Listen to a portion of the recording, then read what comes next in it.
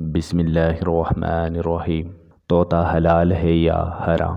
طوطا ایک مشہور و معروف پرندہ ہے جسے عربی میں بباغا، فارسی میں طوطی کہا جاتا ہے۔ ہرے رنگ کا ایک مشہور پرندہ ہے۔ بعض احناف کے نزدیک طوطے کا گوشت حلال ہے، اور آج کل جو ہمارے ہاں آسٹریلین طوطے ملتے ہیں اور بعض لوگ ان کو اپنے گھروں میں پالتے بھی ہیں، اور وہ بھی ان کے نزدیک حلال ہے۔ واللہ اعلم۔ کتاب مالا بدمنا کے حاشیہ میں لکھا ہے کہ طوطا اگرچہ پنجے سے کاتا ہے لیکن شکار نہیں کرتا، لہذا حلال ہوا۔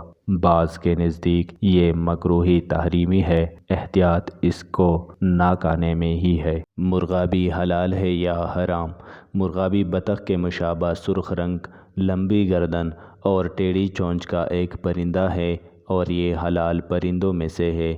اس کے کھانے میں کوئی قباحت نہیں، حلال ہے۔ خود حدیث شریف میں بھی رسول اللہ صلی اللہ علیہ وآلہ وسلم کا اس کو کھانا ثابت ہے۔